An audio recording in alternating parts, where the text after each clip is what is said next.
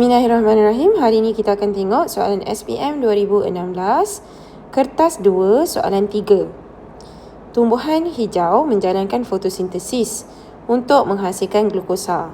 Formula molekul bagi glukosa adalah C6H12O6. Soalan pertama dia, apakah yang dimaksudkan dengan formula molekul? Okey. So benda macam ni you kena ingatlah. Apa maksud formula molekul? Formula kimia yang menunjukkan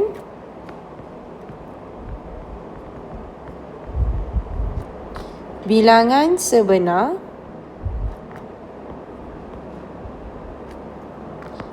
atom setiap unsur dalam satu molekul atau sebatian. Ini jawapan yang betul lah. Kalau follow exactly buku teks pun betul. Sebab buku teks will say formula kimia yang menunjukkan bilangan sebenar atom setiap jenis unsur, kalau tak silap, dalam satu molekul ke. Something like that lah. Along the same line. Okay. Yang nak jadi salahnya yang mana? Bila calon atau murid, tak kira lah internal exam ke bila-bila exam pun, ataupun latihan sendiri, you terus jawab apa tau? You terus jawab ni, bilangan sebenar atom setiap unsur dalam satu molekul atau sebatian. Ini salah. Kenapa salah? Apa yang bilangan sebenar? So, bila you tulis definisi, dia kena ada benda perkara depan tu.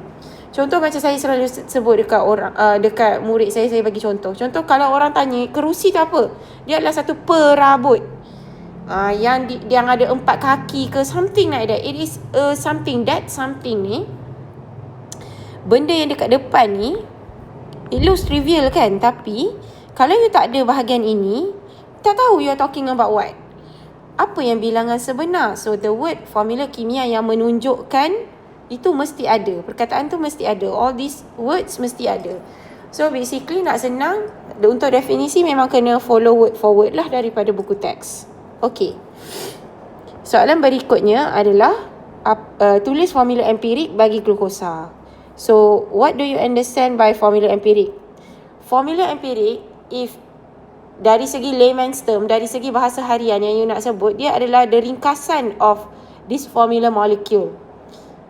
The short form of this formula molecule. Jadi, kalau you ada C6H12O6 as the formula molecule, apa formula empiriknya adalah you kecilkan. Ni, you boleh kecilkan jadi apa? Kalau you bahagi 2, is not yet that very kecil. Dia mesti the simplest version. So simplest version you bahagi dengan 6. All these numbers you bahagi dengan 6. So you will get CH2O. Okay, dapat tak? Okay, yang ini sebenarnya fokus saya. Semalam dalam the previous video saya ada sebut pasal mentafsir persamaan kimia. So ada 2 kan? Dua kriteria, satu kualitatif dan satu kuantitatif. Okay, kualitatif tu kan ada you masih bahan dan hasil tindak balas. And then you say keadaan jirim. Betul tak? Tengok balik video sebelum ni. Video semalam. Okay, then another one is bahagian yang kuantitatif, iaitu bilangan mol. Okay. Tapi dalam this particular question, which part yang tak ada? Bahan dan hasil tindak balas ni ada. Ni bahan, ni hasil tindak balas.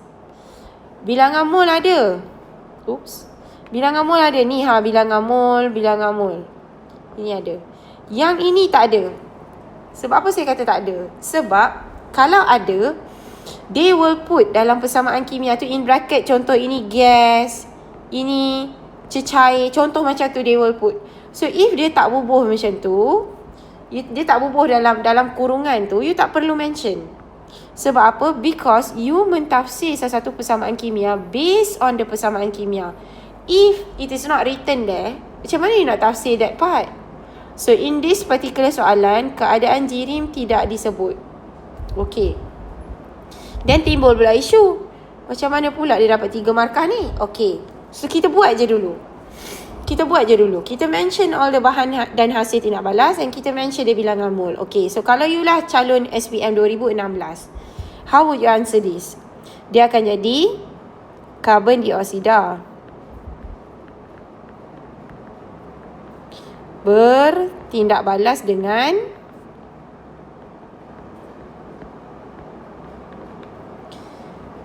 air.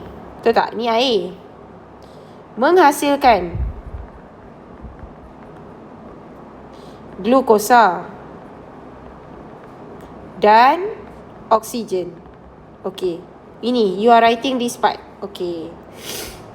Then, bahagian yang kedua yang you nak mention adalah the quantitative part, which is the bilangan mol. So, apa you nak letak? You nak letak ni kan? 6 mol karbon dioksida bertindak balas dengan 6 mol air. Menghasilkan, yang ini yang orang selalu tertinggal. Because apa orang tertinggal? Sebab bila tak ada nombor kat sini, orang tend to forget that the nombor 1 is actually there. Cuma it is not written. So, kenalah berhati-hati. 1 mol glukosa dan 6 mol oksigen. Okay, so macam mana datang 3 markah ni is... Markah pertama dia bagi kepada bahan tindak balas. Karbon dioksida bertindak balas dengan air. Ini markah pertama. Menghasilkan glukosa dan oksigen tu markah kedua. And bila you mention 6 mol, 1 mol dan 6 mol ni, dia akan jadi markah ketiga.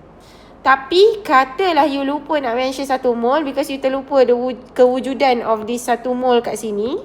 You lupa dia ni wujud. Automatic lah point nombor 3 tak ada. Sebab you left out the 1 mol. Dapat tak maksud saya? Okay. So, berhati-hatilah mentafsir persamaan kimia ni senang sebenarnya.